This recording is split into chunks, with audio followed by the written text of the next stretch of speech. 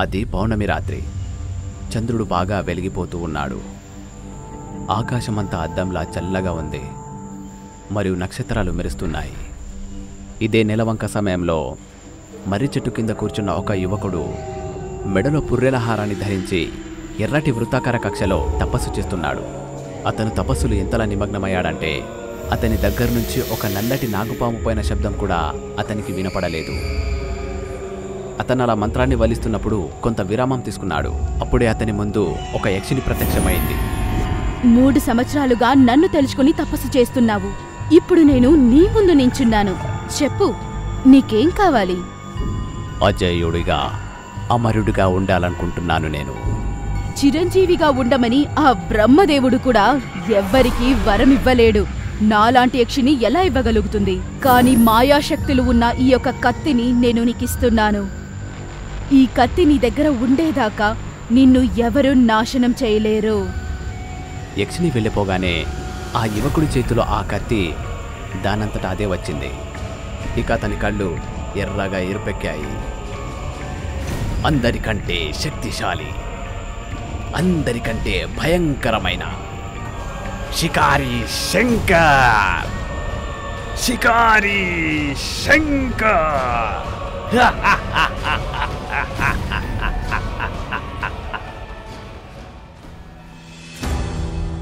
ఏదో ఒకటి చేసి ఆ జాలిని తెంపేసి బయటికి రావాలనే ప్రయత్నంలో చెడిపోయింది. కానీ దానికున్న కరెంట్ తగలటం వల్ల ఆమె శరీరంలో అయిన గాయాల వల్ల కాస్త వీక్ అయిపోయింది. ఇంతకు ముందు భాగంలో చూపించినట్టుగా ఒక వ్యక్తి చిడిప్ని ఒక పింజరంలో ఇలా బంధించాడు. ఆమె తలపైన చేతి పెట్టి తల నిమురుతున్నాడు. ఇలాగంటే ఒక వేటగాడు ఒక ప్రాణిని బంధించే ముందు దాని తల నిమిరి ఏ విధంగా అయితే ఆత్మీయత పంచుతాడో అలా. అయితే ఆ వేటగాడు మరెవరో కాదు, అతనే షికారి శంకర్. అతనే ఒక భయంకరమైన వేటగాడు కావడంతో పాటు యక్షిని యొక్క సాధకుడు కూడా. ఇక అక్కడే నిలబడి ఏం చేస్తున్నావు? దీన్ని లోపల పడేయటానికి సహాయం చెయ్యు. శంకర్ మరియు అతని 4 మనుషులు చాలా జాగ్రత్తగా ఆమెను ట్రక్లో ఎక్కిస్తున్నారో లేదో అప్పుడే మహేష్ పైనుంచి దూకి అతని మనుషుల్ని మధ్యలో నుంచి నరికేసి 2 ముక్కలుగా చేస్తాడు. తర్వాత వెంటనే అక్కడి నుంచి అదృశ్యమైపోతాడు. ఇది చూసిన శికారి కాస్త ఆశ్చర్యానికి గురయ్యాడు. ఈరోజు 2 భయంకరమైన జీవులతో పోరాడాల్సి వస్తుందని అతను కళ్ళు కూడా ఊహించుకోలేదు. ఏదేమైనా అతను మళ్లీ ధైర్యం తెచ్చుకొని అతని మనుషులకి ఆదేశించాడు. అందరూ చెట్ల వైపే చూడండి, వాడు పైనుంచే దాడి చేస్తున్నాడు. ఇలాంటి శబ్దం వచ్చినా సరే ఇంకో ఆలోచన చేయకుండా వాళ్ళని కాల్చి పాడేసేయండి. వేటగాళ్ళందరూ కొంత దూరంలో విడివిడిగా నిలబడ్డారు. వాళ్ళ గన్స్ అన్నింటినీ చెట్లకి గురిపట్టారు. అప్పుడే ఒక వేటగాడికి అతని దగ్గర ఆకులపైన ఏదో నడిచినట్టుగా శబ్దం వినపడుతుంది. ఆ వేటగాడు ఆ చెట్టు వైపు ఒక్కసారిగా కాల్పులు జరిపాడు. దాంతో మహేష్ ఒక్కసారిగా భూమిపైన పడిపోయాడు. మహేష్ చచ్చిపోయాడేమో అని చెప్పేసి అతని శవాన్ని లాక్కెళ్ళడానికి ఆ వేటగాడు అతని దగ్గరికి వెళ్ళాడో లేదో మహేష్ నవ్వడం చూసిన తర్వాత అతను ఒక్కసారిగా షాక్ అయిపోయాడు. ఇక వేటగాడు విషయం అతడి మిత్రులకు చెప్పడానికంటే ముందే మహేష్ అతని మెడపైన కొరికి అతని రక్తం తాగాడు. తర్వాత అతని మొండెం నుంచి తలని వేరు చేసి శంకర్ మరియు అతని మనుషుల వైపు పడేశాడు. వారి మిత్రుని తలను చూసి శంకర్ యొక్క మిగతా మనుషులు కూడా అక్కడి నుంచి వెళ్ళిపోయారు. ఇటు శంకర్ తన మనుషులు దగ్గర లేకపోవడంతో కాస్త అసహజంగా కనిపిస్తున్నాడు. అతనికి అర్థం కావడం లేదేంటంటే అతను ఒక మాయావి జీవిని ఎలా ఎదుర్కోవాలి అని. కానీ అతను కాదు అనే విషయాన్ని తన మెదడులో రానియలేదు. తర్వాత ధైర్యం చేసి గట్టి శబ్దంతో మహేష్తో ఇలా అన్నాడు. ఇంతకేమనుకుంటున్నావు? నువ్వు చేసి ఈ చిన్న చిన్న పనులకి నేను భయపడతాననుకుంటున్నావా? నువ్వు గనక నీ ఈ తోడు యొక్క సంక్షేమం కోరుకుంటే గనక మరో ఆలోచన చేయకుండా బయటికి వచ్చేసాయి, లేదంటే దీన్ని. అక్కడున్న పరిస్థితిని బట్టి మహేష్ ఏం చేయలేకపోతున్నాడు. అయినప్పటికీ అతనికి ఒక ఉపాయం వస్తుంది. కొద్దిసేపటి తర్వాత తలదించుకొని షికారి శంకర్ ముందుకు వచ్చేస్తాడు. ఇక షికారి శంకర్ తన జేబులో నుంచి సంకెళ్లను తీసి అతని ముందు పడేశాడు. తర్వాత ఇలా అన్నాడు. ఇదిగో తీసుకో, మోకాళ్ల మీద కూర్చో మరియు సంకెళ్లతో నీ చేతులు కట్టుకో. ఇక మహేష్ మోకాళ్లపైన కూర్చున్నాడు. కానీ మహేష్ తన చేతులకి సంకెళ్ళేసే ముందు కుడి చేత్తో మట్టి తీసి శంకర్ కళ్ళలో వేసి అతని దృష్టిని మరల్చాడు. ఇక అతని పీక నొక్కడానికి అతనిపై దాడి చేశాడు. కానీ ఇక్కడ షికారి శంకర్ కూడా అంత బలహీనత కలిగిన వాడేం కాదు. కళ్ళు మూసుకుపోయినప్పటికీ అతను మహేష్ యొక్క 2 చేతుల్ని మెడ దగ్గరికి చేతులు రాకంటే ముందే వాటిని పట్టుకున్నాడు. దానికి జవాబుగా మహేష్ తన తలతో అతని తలని గుద్దాడు. దాని కారణంగా షికారి శంకర్ యొక్క తల రక్తసిక్తమైపోయింది. ఏంటబ్బాయ్, ఇప్పుడైనా ఏమైనా గుర్తుకొచ్చిందా?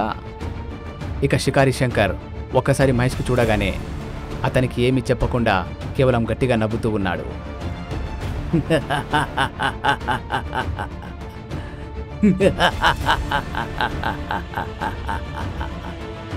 సాధారణంగా మనుషులు చచ్చే ముందు ఇలాగే పిచ్చి పిచ్చిగా ప్రవర్తిస్తూ ఉంటారని విన్నాను నేను. ఇది విన్నాక షికారి శంకర్ యొక్క మొహంపై నుంచి నవ్వు వెళ్ళిపోయింది. ఇక అతడు కోపంలో ఏదో ఒక మంత్రాన్ని చదువుతూ ఉన్నాడు. ఇక చూస్తూ ఉండగానే మహేష్ కళ్ళ ముందు నుంచి అదృశ్యమైపోయాడు.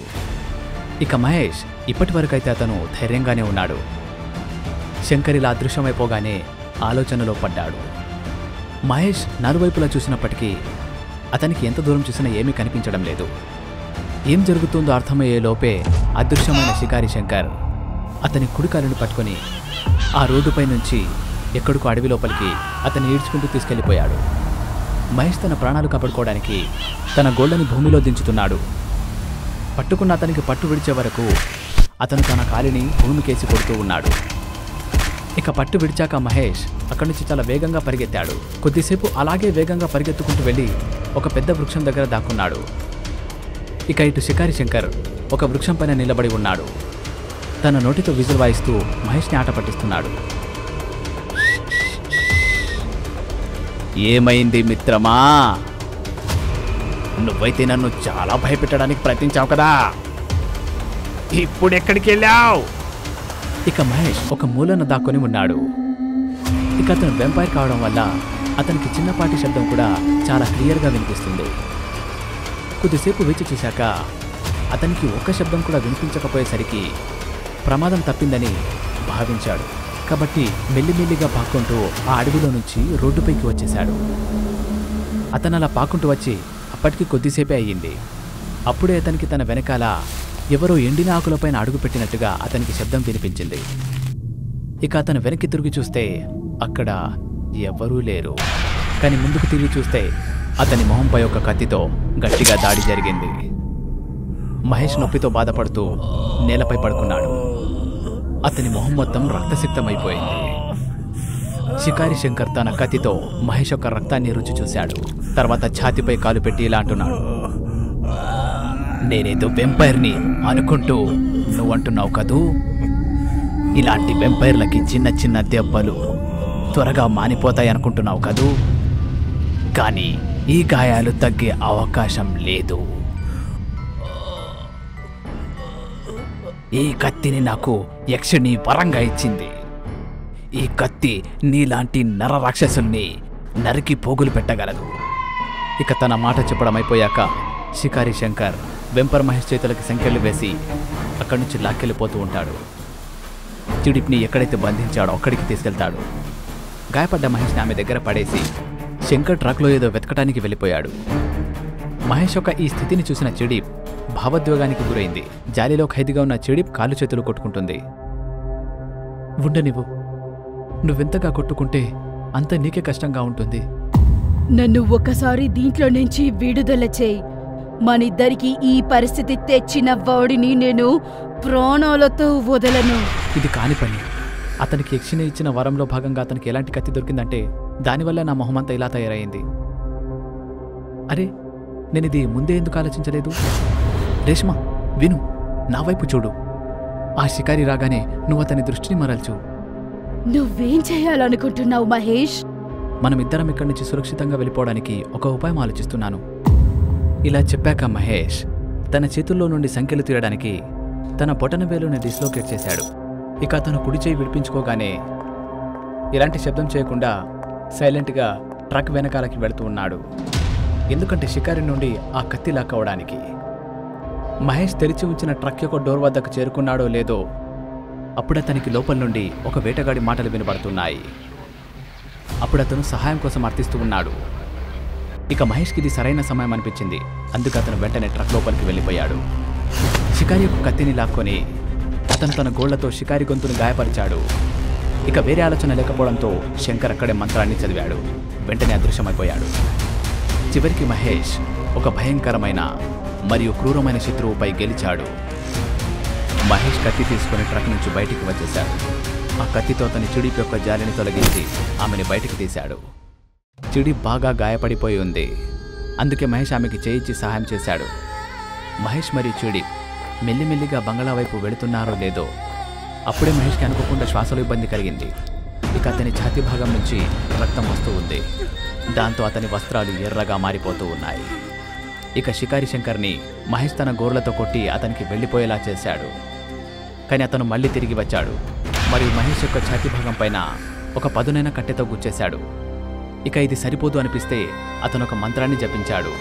దాంతో మహేష్ యొక్క ఆత్మ అతని శరీరాన్ని వదిలి శంకర్ యొక్క బాటిల్లో ఖైదీగా మారింది. ఈరోజు వీణ్ణి తీసుకెళ్ళిపోతున్నాను. వీలైనంత త్వరగా నీకోసం కూడా వస్తాను.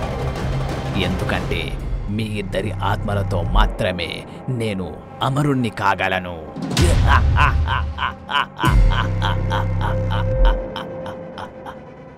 ఇలా హెచ్చరిక చేశాక షికారి శంకర్ ఆ అడవి నుంచి శాశ్వతంగా అదృశ్యమైపోయాడు.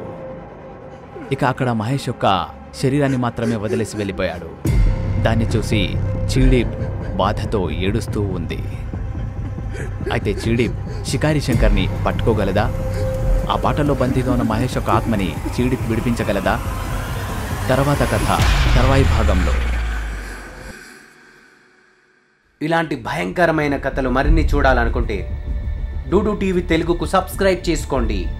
ఒకవేళ మీ దగ్గర ఇలా భయపెట్టించే కథ గనక ఉంటే ఇప్పుడే ఆ కథను మా మెయిల్ అడ్రస్కు పంపించండి. ఒకవేళ పంపితే తరువాత వచ్చే కథ మీ కథే అయ్యుంటుందేమో.